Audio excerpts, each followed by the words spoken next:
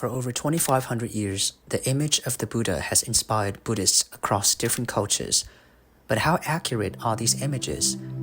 We've all seen the statues, calm, serene, lips curved ever so slightly in that famous Buddha smile. But did the historical Buddha ever smile? Or is this another artistic convention that evolved over time? Welcome back to the Bodhi Files, a series where I explore myths, mysteries, and misconceptions about Buddhism.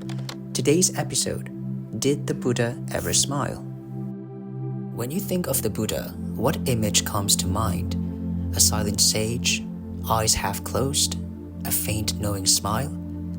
Modern statues and paintings often depict him this way, but it raises a question. Was the historical Buddha a man of unbroken solemnity? Or did he sometimes allow joy and warmth to appear on his face? To answer that, let's turn to the earliest records of his life, the Bali Canon. Surprisingly, the Buddha did smile. The Bali text even gave us a specific phrase, mihita upangama. The Buddha's smile was never one of amusement, joy, or mockery. It came from insight, a reflection of his great compassion and deep understanding.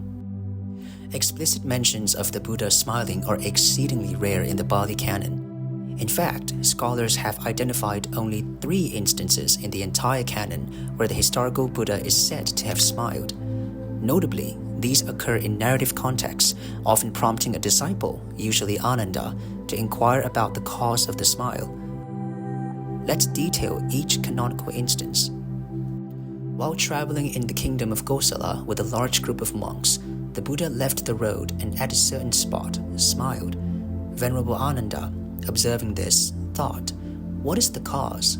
What is the reason why the Buddha smiled?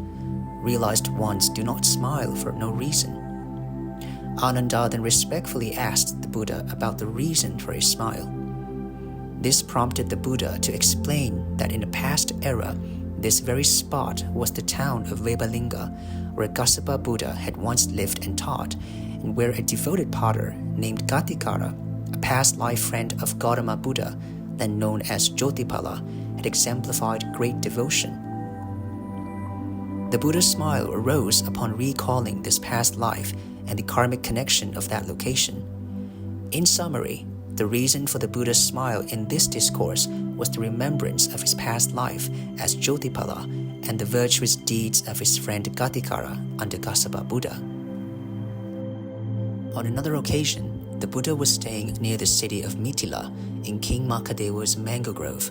Here again, the Buddha smiled at a particular spot during a walk.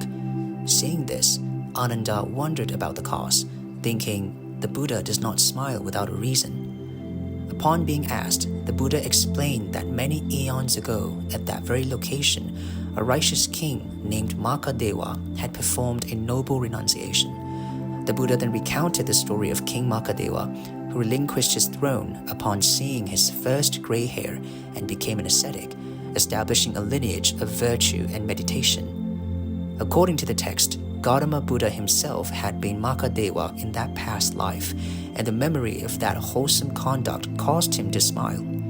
The teaching concludes with the Buddha urging Ananda and the monks to keep up this good practice that I have founded, echoing the ancient king's message.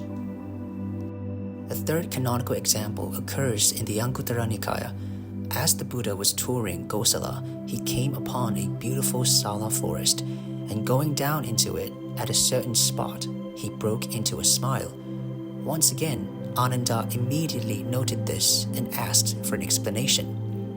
The Buddha revealed that long ago, on that very site stood a prosperous city where Kassapa Buddha had lived. In that city lived a lay follower named Gawesi, who, though initially lax in his precepts, gradually reformed himself and inspired 500 other lay people to undertake higher virtue, eventually leading all of them to ordain under Kassapa Buddha and attain arahantship.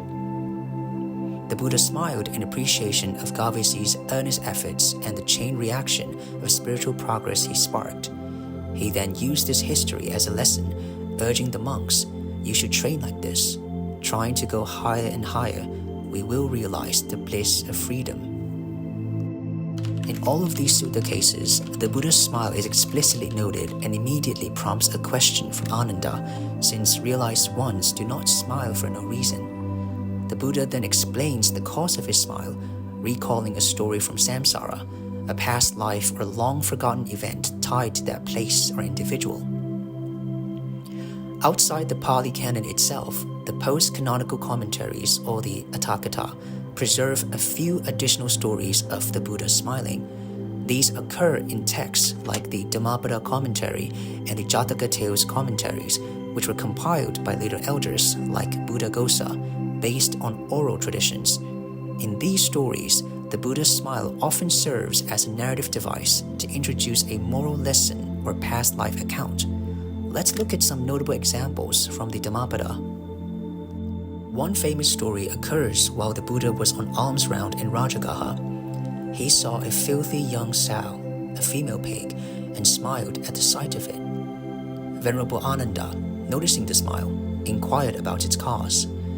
The Buddha then explained that this sow had an extraordinary history. Ananda, this young pig was once a hen during the time of Buddha Kakusanda. By hearing Dhamma talks then, she was reborn as a princess, and later she contemplated the foulness of the body and was reborn as a Brahma god. Due to some bad remaining karma, she's now been reborn as a young pig. Behold, Ananda, how samsara works through good and evil deeds. In this commentary tale, the Buddha's smile arose in knowing the complex past lives of a humble animal, a gentle smile of compassion for the creature's long samsaric journey, which became an occasion to teach about karma and rebirth. Another commentary or story explicitly describes the Buddha smiling in anticipation of a momentous event. Santati was a minister of King Pasenadi of Kosala who had indulged in a week of revelry after suppressing a rebellion on the border. On the seventh day, he rode an elephant to the banks of a river to take a bath. On the way, he met the Buddha going on an alms round, and being drunk, he just bowed casually. The Buddha then smiled. Ananda asked why, and the Buddha revealed, "Ananda, this minister will come to see me today, and after I give him a brief discourse, he will attain arahantship. Soon after, he will realize parinibbana." That day unfolded exactly as the Buddha had predicted. Shaken by a personal tragedy, Santati sought the Buddha's teaching, attained enlightenment, and passed away as an arahant. Here, the Buddha's smile served as a serene sign of his omniscient foreknowledge and compassion, heralding the rescue of a being at the brink of liberation. In these commentary stories, the Buddha's smile is explicitly noted and plays a literary role. It signals the presence of some profound backstory or forthcoming event.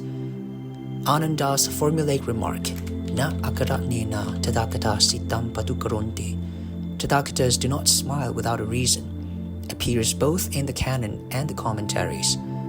Commentarial texts preserve a few additional Buddha smile accounts beyond the canonical 3, but still, the total number is very limited. In contrast to these few explicit mentions, one might encounter descriptions of the Buddha as ever smiling in Buddhist literature. For example, Walpola Rahula notes that contemporaries described the Buddha's countenance as ever smiling, and indeed, traditional Buddhist art always depicts the Buddha with a serene, gentle smile. This points to an implicit understanding in the Theravada tradition that the Buddha's demeanor was constantly suffused with calm joy and compassion. And it's worth noting that the canon itself encourages restrained joy, advising monks to smile modestly when gladdened by the Dhamma rather than laugh uproariously. To conclude, in all the Theravada texts, the Buddha's smile appears just 3 times in the canon and a handful more in the commentaries, no more than 8 or 9 in total.